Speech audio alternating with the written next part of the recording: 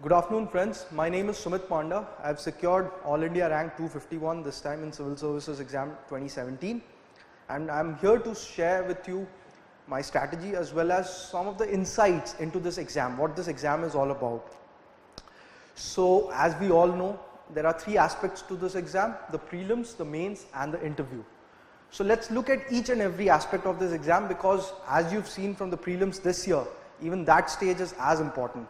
Although it doesn't add up in your final score, it is there to eliminate you. So just you have to give it the respect that it deserves. So of course the exam is all about the mains. The focus and the primary focus of this exam is mains. Interview is the icing on the cake, but the elimination stage is prelims. So first we'll look at the prelims and what exactly UPSC wants out of you in this prelims. If you go by the paper this year, the most important aspect of this prelims is, it is first of all trying to eliminate. It is trying to eliminate most of the non-serious candidates. But then again, many serious candidates also face a lot of challenges in this prelims. So what exactly is the UPSC looking out of it? See, one thing we can see out of this prelims is UPSC is discouraging the whole culture of these monthly magazines or these 365 or that kind of second-hand information. So most importantly, UPSC wants out of you some kind of in-depth knowledge. Like I've said here, knowledge is very important. So in-depth knowledge is important. What is knowledge? Knowledge is processing of information. You get a lot of information in this from the markets for this exam. Now what do you do with the information? You just keep mugging up more and more facts, details, data. That's all there. It's important. It's anyways required for prelims. But then you have to have some kind of organic linking. You have to have this in-depth knowledge. What it'll help in not just clearing the prelims, but at least making sure that you have a fail-safe approach. So what is important for prelims is to be above the cutoff and not be uncertain in a circumspect or speculative way right after prelims, which will have an impact on your preparation for the mains, which is the most important phase of this whole preparation. So for prelims you need knowledge, very important, and second is decision making. See, in the prelims itself they are looking for administrators. In the sense they are looking for decision makers, because if you see most of the questions in the prelims this year, many, you probably don't have the information. You may not have information for more than one or two sub points in the questions. But what then you have to do? You have to improve your elimination skills. You have to improve your decision making even when there are two options which are very close. Be it all those philosophical questions like laws and liberty or anything for that matter. Last year, in fact, in 2017 prelims, there were many questions on on the philosophical basis. This time it was more related to various aspects of the history questions were quite tough, but then again there were questions of international relations as well as geography, latitude, longitude question. So there were many questions where you have to have some kind of in-depth knowledge in that, and then you have to have the elimination skills. For elimination skills you have to practice test series. That you can join any particular test series or you can get a variety of test series, but do practice, and while practicing try and learn the tricks how to eliminate. Because many test series they have questions which are sometimes out of syllabus. In fact, be happy if the questions are out of syllabus, because there is no syllabus. Now I'd like to come to the syllabus of prelims. Prelims has a very broad outline. It doesn't have a defined syllabus like it is there in mains. So what you can see is the broad outline within which UPSC can ask anything. This time everyone was on the lines of 2017, everyone was expecting more questions on government schemes. Suddenly there was a dip in that. So these things will happen in prelims. There is no such defined thing in the syllabus that okay, this is important or this is not important. Many of the questions in environment are exhausted.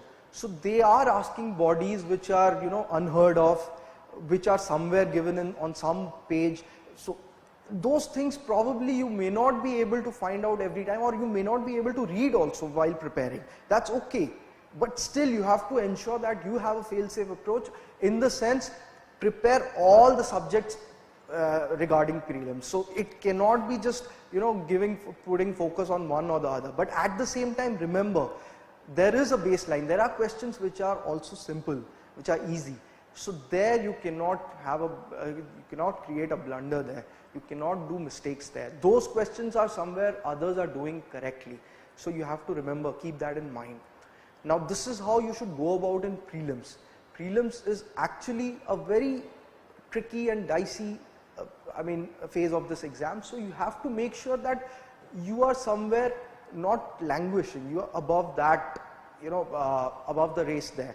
So this is what you should do for prelims. Now coming to the mains, which is the most important part of this exam, and this is where all your focus should lie. In fact, irrespective of how you've done in prelims this year or how you're going to do in prelims in the coming years, you have to focus on mains. You have to start, in fact, practicing, and you have to start thinking about the mains right from the right from any moment. Any moment is the right moment to so don't wait for the right moment. You can just start anytime, anywhere you are. So for mains, now you have to, here there is a defined syllabus for essay, for GS 1, 2, 3, 4 and for the optional papers, for your respective optionals. For essay, what you can do is you can practice. So most importantly, what you do for essay is you join some test series, you start writing essays, you pick up topics, or you pick up topics from online. You find topics across many websites, you can take up those topics, you start writing essay, you show it to your maybe parents, your friends, or some tutor, anyone. So you do that for essay, you start writing. There's no other option, because that thinking and especially strategizing for essay, that needs to be done at your home, so that you don't waste much time in the exam hall.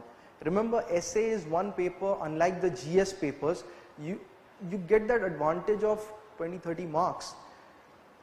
So that is very important. In my two mains attempts, that is 2016 and 2017, I scored 156 in 2016, I scored 151 in 2017. So my takeaway from this is, if you have this kind of, one is flair for writing essays, and secondly a good writing practice, that helps in essays, because your framework and your line of thinking is already set, and the topics are not too many. If you just jot down and if you just narrow it down, you can see other toppers discussing about it. The topics are a few. It can be education, it can be health, it can be women empowerment, it can be environment, it can be science and technology, it can be international relations like NAM this year, and it can be on topics like social media this year, or philosophical questions. I generally tend to avoid the philosophical questions, because then you have to start thinking across many lines. In fact, it is a two-way street there. If you really do well, you might get that incremental advantage in essay if you do really good, if you have a really good bent of mind towards philosophical essays. But my preference is topical essays, because there's hardly anything where you can go wrong. Because if you know about that topic and you have this interlinking and a flow, and you know how to write essay, you can do well in essay. There's not a problem. And most importantly for essay, you have to give that 20 to 25 minutes, maybe half an hour, for making the strategy. This strategy is the most important aspect of essay. And then you start writing your essay, your writing time won't be more than an hour. So remember that, and you have to give equal importance to both the essays. You cannot exceed time for the first essay, which cuts down your time for the second essay. Even if you do, you should make sure that second essay is one topic where you are actually comfortable with, so that you don't waste time. Otherwise that hampers your essay writing in the second one. So this is the thing about essay. Now let's look at GS 1, 2, 3, 4. GS 1, 2, 3 are three subjects where you can have this organic link, because there are no particular questions which are exclusive. Yes, there are subjects which are there, history is there, geography, society for the first, GS1, there's polity, there's constitution, there's governance, there's international relations for GS2, there's economics, there's disaster management, there's internal security, there's these topics for GS3, for agriculture, etc., for GS3. But then again, they all have interlinkages. Like a question on urban flood, which has come in both GS1 and GS3, like a question on provisions in the constitution for scheduled tribes, which has come in GS1 being a GS2 topic. So these kind of interlinkages help because it's all organic. Just don't put them in silos. You have to bring them all together so that you understand what exactly this essay is, what exactly this subject is all about. It is about interlinking, it is about organizing things, and it is about answer writing. Most important aspect of this is answer writing, which is the most important thing for all. For essay, for GS, I had joined answer writing or test series for essay, for GS and for optional. It is important. Even if you may not be able to finish all your tests, don't put that pressure on yourself. Try to do as many as you can. See that your scores are improving. That is very important. Any test series, join any test series and make sure they give proper feedback. If they are not giving proper feedback, there is a problem. That means you are not learning anything out of it. You are just writing tests. No, that's not the purpose. Answer writing, some people ask whether we should write every day. That depends from person to person. That is not the most important thing. Yes, you can write every day, but most important is writing under the pressure of 3 hours. That is important. It is not about writing that one question in half an hour, making the best answer. No. Remember, most of your answers, the incremental advantage for the best answer is hardly half a mark or 1 mark. But if you write average, above average answers across, you are at an advantage over others who are not writing or finishing the paper. So remember that. So most important here is answer writing. For that, any test series. Essay, of course, for GS as well, you can write both full length, you can write sectional tests. It depends on, but make sure at least 4 papers you write full length, and make sure you write them in a way which is like the main exam. So in that sense, you write back-to-back papers. Instead of writing one paper, giving it a day or two and then writing the other paper, start building up that practice of writing back-to-back papers. So in this, now I'd like to talk about GS4, ethics, because this is one paper, yes, the marks varies, and again, it doesn't depend on your knowledge. It depends on your aptitude. Most importantly, your aptitude and your decision making. So in ethics, what kind of strategy you can follow? For ethics, you see this year, the last 2017, they slashed all the marks in ethics. So, that can happen any particular year, but still, you have to have your basics right. Basics in the sense, prepare your own models. Stop reading many books and all, maybe 1 or 2 books. Book list you'll get. Lexicon is probably a good book for ethics. But yeah, most importantly, start looking at the syllabus, and for every subpoint of the syllabus, start making your own notes from wherever you can, from online, from any source. And then at the same time, learn something about philosophers. Like I had Pol Science as my optional, so I knew about philosophers, but many people have problems with philosophers. That's okay. You just need to have a working knowledge. You don't need to have too much in-depth knowledge about any philosopher. You just have to know, okay, this is the basic line of thinking that they had. It will add to your answer. That is, from year to year it depends. But remember, even in the 10 markers of ethics, even if they ask philosophers, those are applied questions.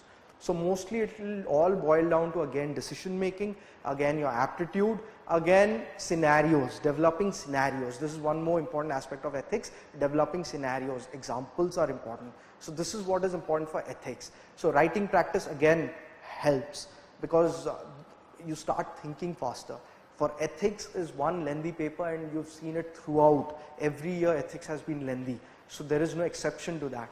So remember, and just start writing ethics answers, and you can pick up case studies as well, and start a line of thinking. You can have your own unique line of thinking. You need not follow anyone's practice. Many people say you start with all that ethical dilemmas, then stakeholders involved, options involved. It's okay. You can have your own unique way. It doesn't matter. From person to person, it can depend. So keep devising that and keep improvising in ethics, and especially the case studies, which is very important part of ethics. Optional, of course, we'll discuss optional in another video. Now let's come to the third stage, which is interview. In interview, the most important aspect is DAF. And this DAF is something which is you. It reflects everything about you, and this is the only document that they have in front of them. So remember that. Do not bluff in your DAF. You have to showcase yourself. This is what you're doing, right? This is like a personality test. This is a test of your individuality. So this is what is required. You have to own the DAF. You have to make sure that each and every hobby that you write on your DAF, you actually practice it somewhere. Maybe you may not have all the information regarding that hobby, it's okay. But you have to have the working knowledge, how it works for you. You have to at least defend yourself in that. So because questions, these are the questions where, these are the points from which the questions will stem. So this is what you have to remember. You have to remember most of the questions of your interview will be mostly from your DAF. So this DAF, you have to own it. Secondly, what they are looking for? They are looking for your qualities like administrative qualities, your on-the-spot thinking, your acknowledging of your limitations, your ability to give respect to many aspects, to the interviewer, to yourself, to the country, everything. So what is required in this stage is you have to have these things. One is owning your DAF, one is on-the-spot thinking, one is bringing out your personality. Do not shy away. Bring out your personality, whatever it is, in whichever manner, in whichever language you're comfortable. In fact, in interviews, people give Hindi medium, give any other medium, whichever language you're comfortable, bring out your personality. Do not be stuck up, right? So this is what they're looking for. They want to know you, how you are, a cut above the rest.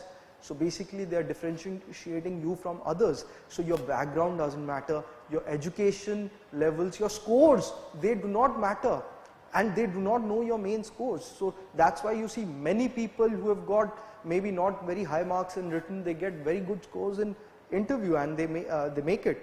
So this aspect of this exam is not just an icing on the cake, it is very important for even getting you the choice of service, the choice of rank that you want.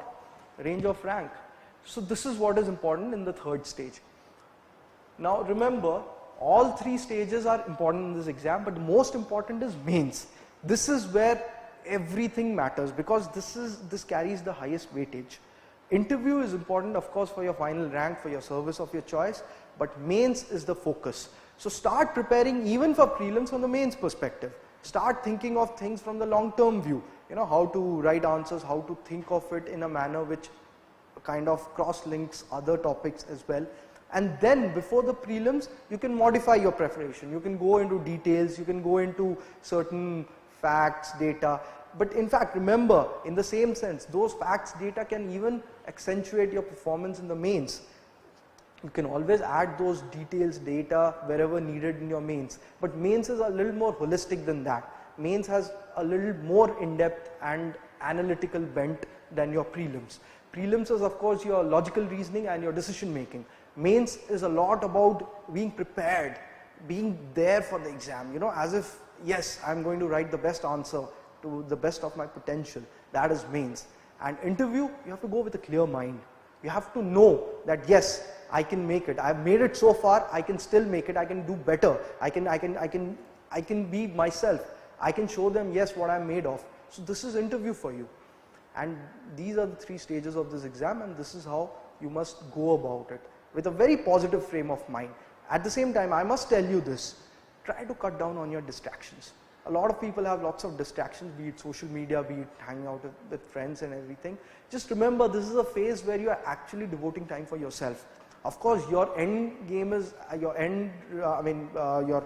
motive is to become an officer and serve the nation and serve the society, do work for the people, but at the same time you're doing something for yourself. You're making sure that each and every day you're making yourself better, you're refining yourself. So give that time to yourself. Do not get into any distractions, cut down your distractions and be focused in your preparation, very focused. Try to think of it as, yes, I have to make it. There's in mechanical engineering we do this. Remember one thing, there is something called a force field analysis, which which actually I have employed. That is, for any particular thing you have motivating factors and you have inhibiting factors. So you kind of have a force field between these two. So in other words, you can have a reason or you can have an excuse. Either you have a reason to do something or you have an excuse not to do it. My takeaway is that, or my approach was that rather, I eliminated all excuses for not doing this. I had only and only reasons. So for me, I had to make it because I had to. All my reasons were pointing towards it. So all my factors were motivating factors. There were hardly any inhibiting factors. This is something I would like to say, you can incorporate, you can think about it, and you can just start, changing your whole line of thinking, in the sense, yes, of course, it's another career option. You don't think of it as be all and end all, but at the same time, you give it the necessary, the respect that it deserves. You give it the attention, the focus that it deserves. And this is how you gotta crack it, because there is no other way. If all your energies are focused into this, something's gotta give, right? So remember this part. And this is my contribution here. So with this, I would like to conclude my presentation here, and I would wish you all the best in your preparation, in your pursuit, and I would like to see you in the services. Thank you.